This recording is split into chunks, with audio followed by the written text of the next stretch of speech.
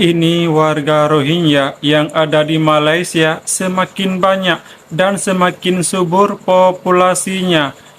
Mereka semakin cepat berkembang dan beranak pinak hingga warga lokal pun sangat kewalahan dan sering terjadi bersinggungan dengan warga lokal. Mereka pun tidak takut. Kenapa? Karena mereka tuh sangat ramai.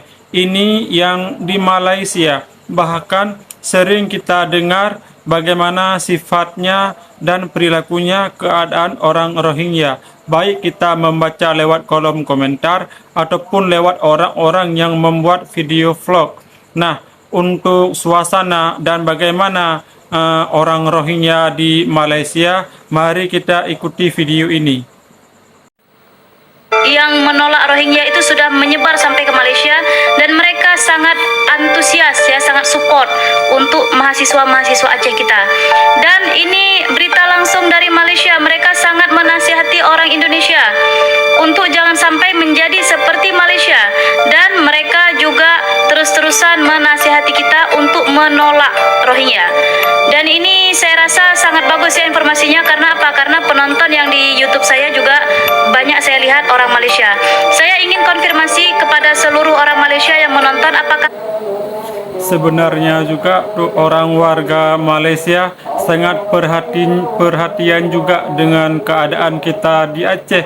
Karena apa? Kita setiap orang Rohingya masuk ke Aceh ada perlakuan yang baik. Kita menerima dan memberi tempat penampungan juga dan diberi makan minum juga. Sebenarnya tujuan orang Rohingya itu masuknya ke Malaysia, tetapi karena Malaysia tidak bisa masuk, tidak bisa lewat karena penjagaan laut Malaysia tu ketat, maka orang Rohingya tu beralihlah ke Aceh. Seperti kejadian di ada tuh wartawan siapa tuh Hotli Simanjuntak yang menanyakan langsung kepada warga orang Rohingya yang bahwa dia mau ke Malaysia, mau menjemput atau bertemu dengan, namun tidak bisa masuk ke Malaysia. Karena apa?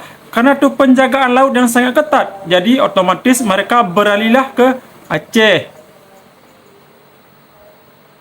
benar sekarang saat ini kondisi di Malaysia, khususnya di Kuala Lumpur, itu sudah dipenuhi oleh Rohingya dan Bangladesh? Ayo kita simak sama-sama beritanya dan kita ambil nasihat dari negara yang sudah terlanjur nasi menjadi bubur. Indonesia je dah menolak kemasukan Rohingya ke negara mereka, dan mahasiswa Aceh mengusir warga Rohingya ni daripada tempat mereka. Sebab apa? Mereka tahu kalau mereka menerima Rohingya ni masuk, mereka tahu apa akan jadi kepada negara mereka. Dah dibagi makan percuma, minum percuma, penempatan percuma, pakaian percuma, tapi tak tahu reti berterima kasih dia orang ni sebenarnya. Last. Nah, ini kan sangat benar yang dibilang konten kreator ini. Nah, di segi juga pernah warga memberikan bantuan seperti beras, makan minum, tapi mereka tidak mau menerima, bahkan dibuang lagi ke laut karena mereka inginnya bisa mendarat di pinggir pantai, tapi kan warga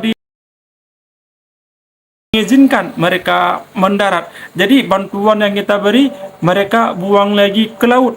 Tidak cuma di situ saja, di Sabang diberi makan nasi bungkus juga dibuang di dalam pinggir pohon. Begitu juga dengan di kantor imigrasi yang ada di Luk Semawe, nasi sedikit mereka mengeluh.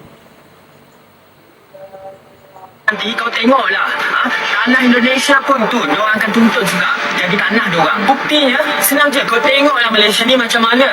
Bila kita bagi muka dekat warga-warga Rohingya ni, sekarang ni diorang ni semua dah bermaharaja rela dekat tanah kita ni tau, dekat tanah Malaysia ni. Diorang siap boleh buka bisnes, boleh ada rumah, boleh ada tanah. Nah, di Malaysia ni orang Rohingya bisa berbuat, bisa berniaga ya, atau berjualan. Begitu juga dengan berbisnis. Otomatis mereka punya uang lewat berniaga. Bisnis punya uang dan mereka juga bisa bekerja, mau menjadi kuli istilahnya kan. Nah, dengan mereka punya uang, jadi otomatis mereka bisa membeli tanah di Malaysia. boleh ada buat macam-macam dekat negara kita. Mereka ni semua sangatlah berani dengan orang-orang lokal kita. Diorang ni tak respect langsung dengan orang-orang Malaysia.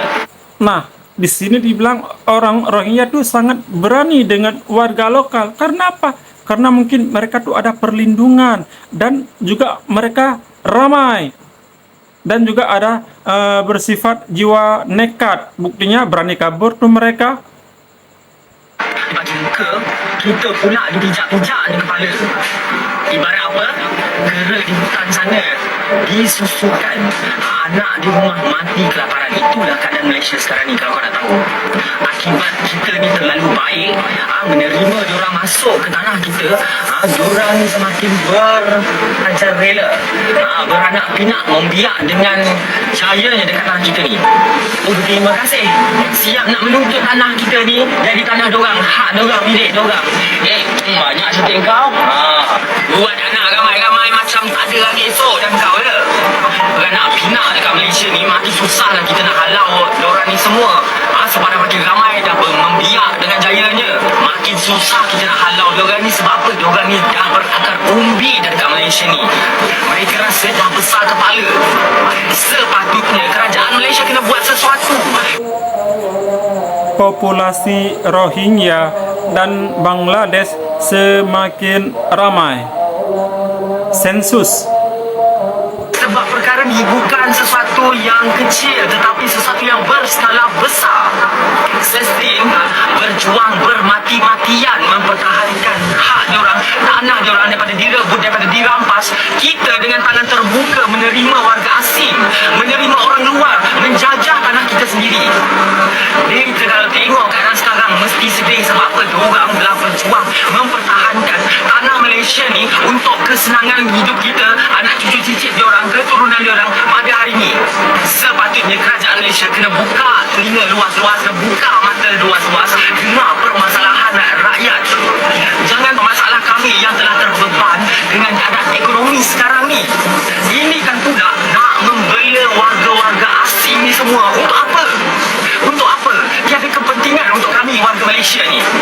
Kami ni bekerja keras, membanting tulang, bayar cukai untuk sesuap nasi, untuk mempertahankan hak kami. Tetapi kami ini dianaktirikan warga Malaysia ni.